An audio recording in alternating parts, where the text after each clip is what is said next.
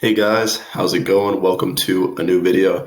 Today we're going to be continuing with our series explaining the chapters from IB Business Management. Today it is chapter 4.2, Marketing Planning.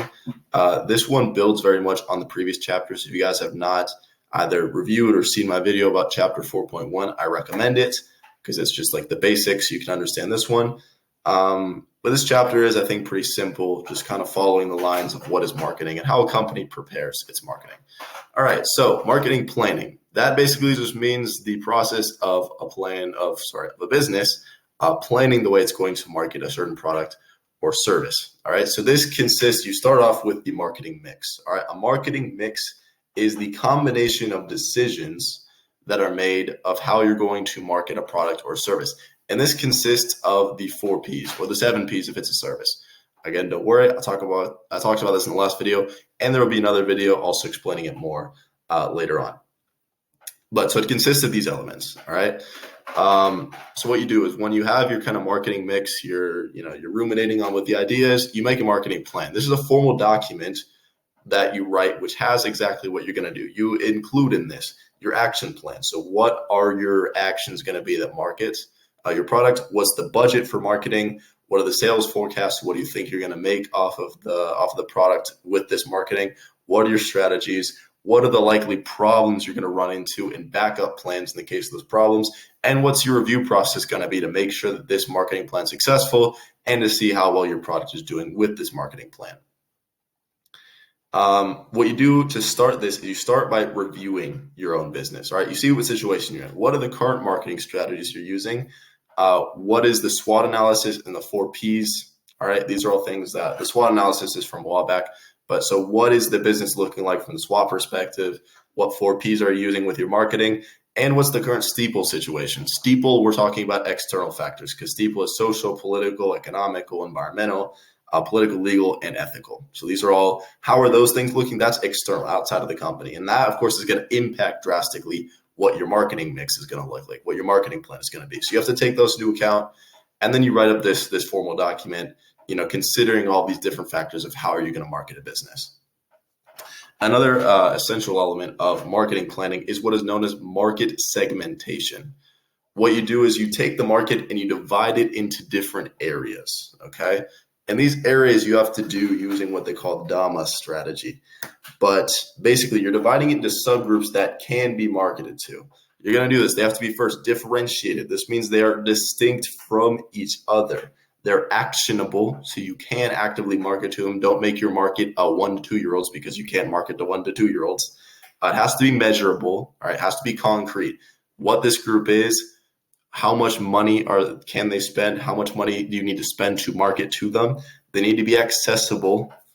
All right, they need to be, there has to be an ability to market to them, and they have to be substantial. You can't be marketing to, Caucasian women living in Uzbekistan between the ages of 19 and 20 that also currently own Chanel handbags and also a pair of Skechers shoes. We're getting like super specific to the point where it's not, actionable to be able to market to them because it's such a small group. But anyway, this is market segmentation means you're dividing the market and seeing, all right, what are groups we can potentially market our product to? An example of this is Victoria's Secret, which they have this brand that's called Pink. And so with Pink, what they do is normally Victoria's Secret is just targeting all women with their products. But what Victoria's Secret has done with Pink is they've kind of segmented the market. They said, all right, teenage girls, and we're going to market this product to teenage girls.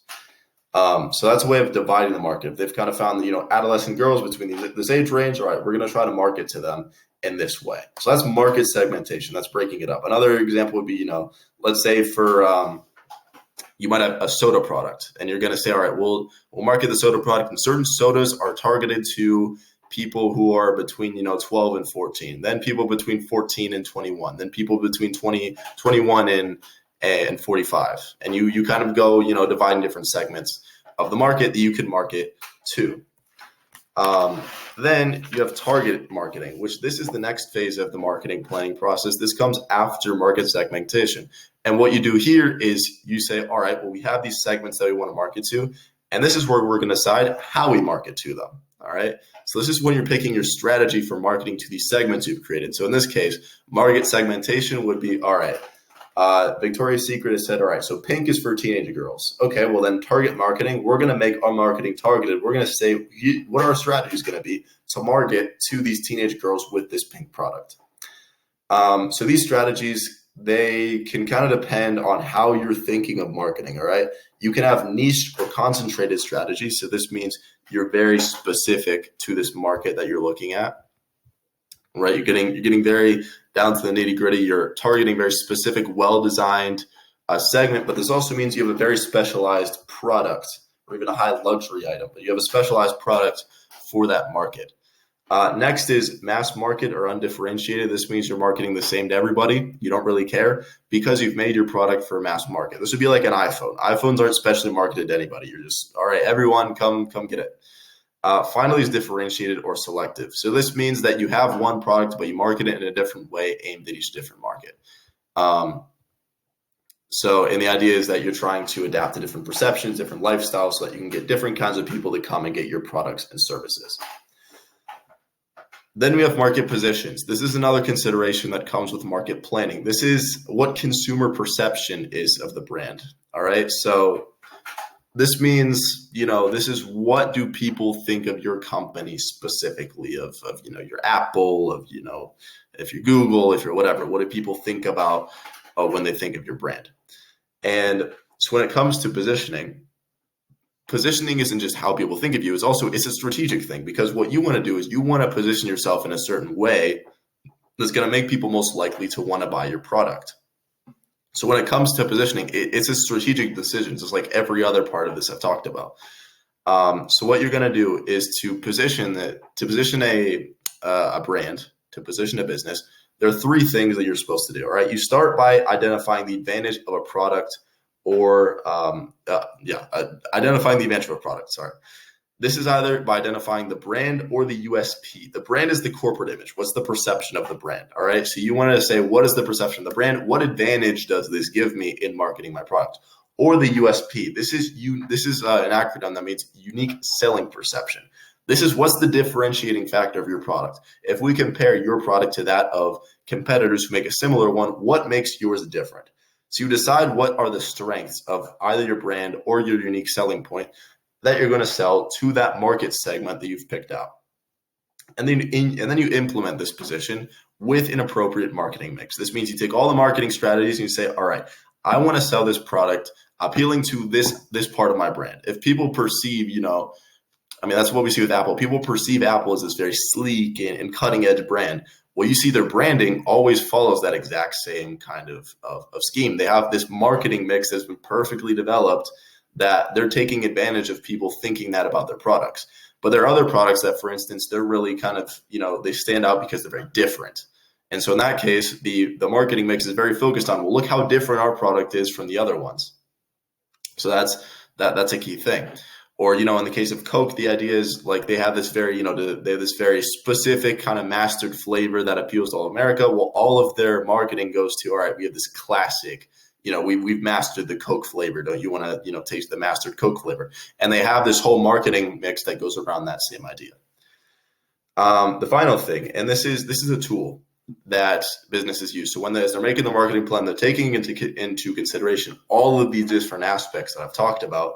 And then you get to what is known as the product position or the perception map. This is kind of like market positioning, but it's a bit different, okay? This is when you show the perception of a product specifically, all right? This is a graph. The most typical way of doing this is it's a price quality graph, all right? So you have two axes. You have one that's price, one that's quality. You guys can see an example here. I did one for different types of phones. All right. So we have up here, we have Apple. All right. We have Apple. Then we have Android phones, which I guess I don't even know if they call them Androids anymore. I think they might call them Google Pixels.